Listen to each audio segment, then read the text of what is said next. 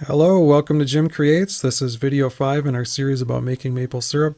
You can see I have our near syrup from last episode boiling on the stove again already. It's at 210 degrees on that thermometer, but I think that might be miscalibrated because it should be 212.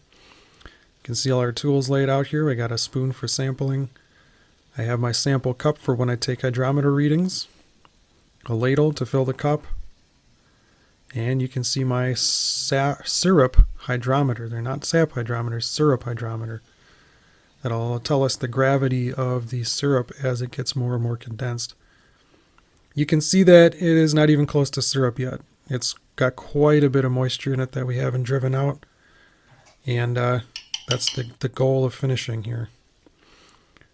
I'm going to take a sample here and use the hydrometer to show you just how watery it really is. And just to sort of backpedal a little bit, the reason I am finishing on the stove is because I can control the heat so much better. And also, the runnier syrup moves through the filter a lot better. It's a lot easier.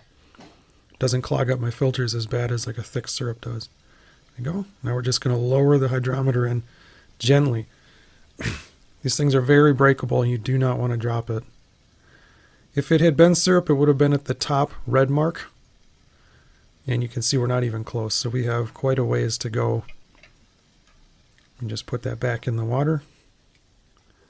And pour the sample back into the pot. And let her run.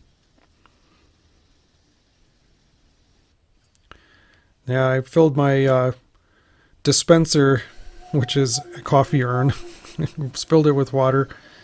And now we're just preheating it. You can see it's ready to go, so that'll be hot and ready when I need it.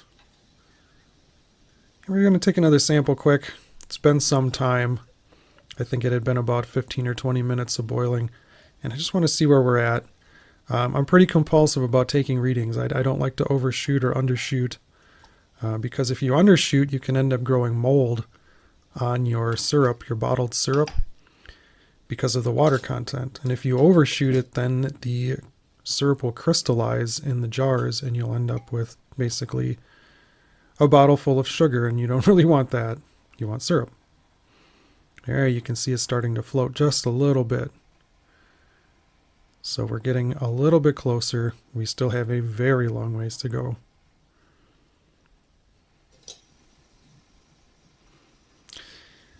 Now, when I'm finishing, I like to skim this foam. It's basically the beginnings of the sugar sand that I mentioned in the previous video. It's all the minerals and impurities and stuff that are in the sap, and they float to the top, and I like to skim them off because otherwise they clog my filter. And we're taking another reading because, as I said, I'm really compulsive about this. And this, I didn't bore you with taking all 7,000 readings here. This is at least 6 or 7 readings later. So we're just kind of going to skip to the chase here, or cut to the chase, as they say. So you can see we're getting closer. Still got a ways to go. Here's a shot. This the syrup likes to foam up. And if you don't do something, it will climb right out of the pot. So what I dropped in there was a tiny piece of butter. The fat in the butter breaks the surface tension of the syrup and it will stop foaming. You can use other foaming agents. I just prefer butter because I have it on hand all the time. And I use that.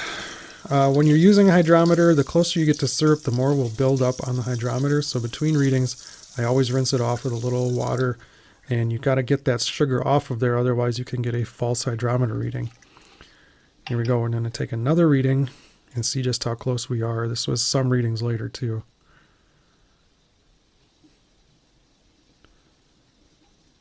Oh, we're getting closer. We were aiming for that red mark on the hydrometer. Once again, I think I skipped 5 or 6 different readings just to get to that point.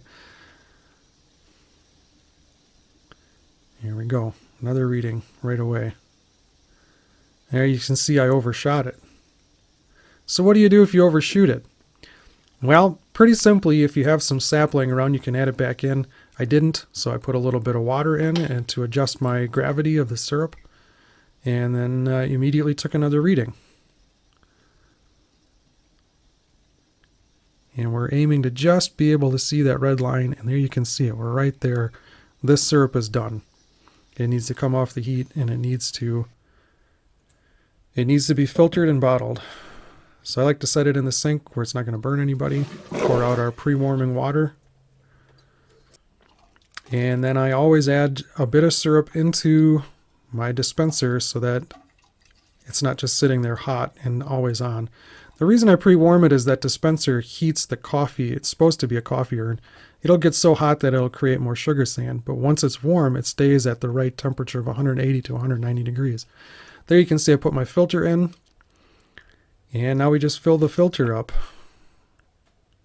And as I dispense the syrup, the level will go down in the filter, and I'll add more syrup, and so on and so forth until we're all out of syrup. We have bottled it all.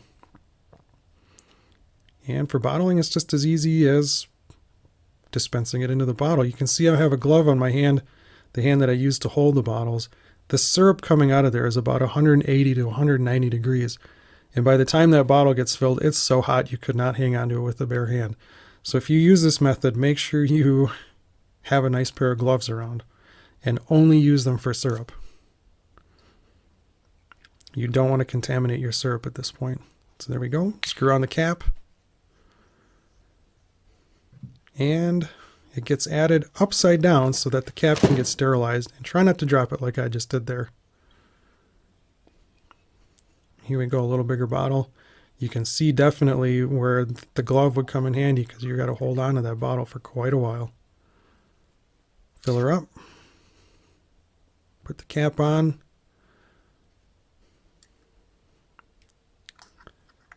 Yep, trying to get that cap on there. And it goes upside down again. And that's so that that hot syrup can sterilize that cap a little better.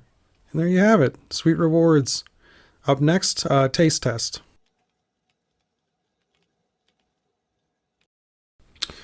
Well, all that work, and what did it get us? Let's find out. I made 7 gallons of maple syrup this year. And I also made about 7 pounds of maple sugar this year. And as far as I can see, there's really only one thing left to do. Let's taste this and see what it's like.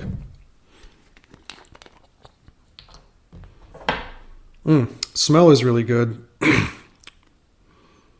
Really good. It's very maple forward at the moment. Just take a little taste on a spoon here.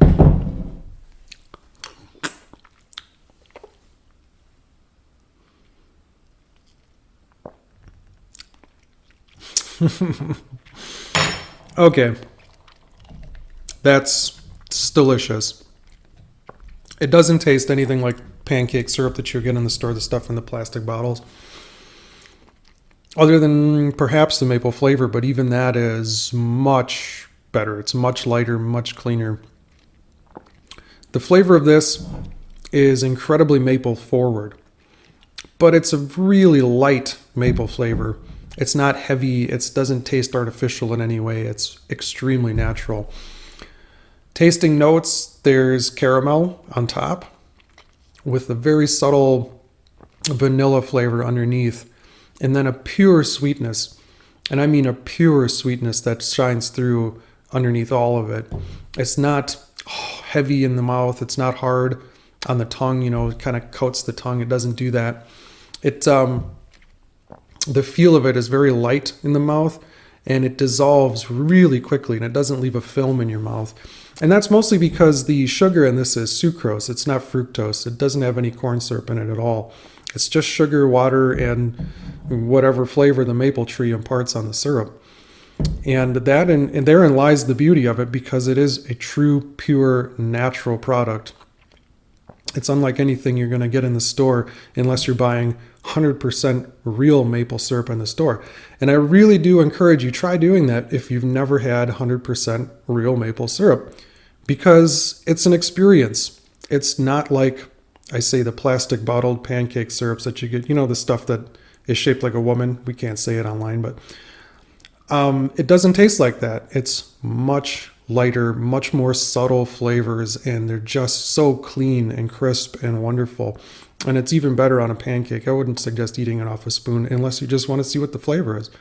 But I really do encourage you to all to try it if you haven't. And mostly because it's not that much more expensive, especially if you consider it as an experience. And that's truly what it is. If you've never experienced it, it's worth the $3, $4, $5, $6 extra dollars. I don't even know what it costs in the store these days, because I haven't bought maple syrup in a store in a very long time, obviously. But if you think about other experiences that you've had in life, maybe this doesn't cost that much more. It could be totally worth trying it. But yeah, well, I guess that about wraps this video up. If you like the content, please like, subscribe, leave some comments. If you have questions about the videos, if you think there's things maybe I missed that you'd like to see covered, we can go over that too. But otherwise, thanks for watching, and we'll see you next time. Bye.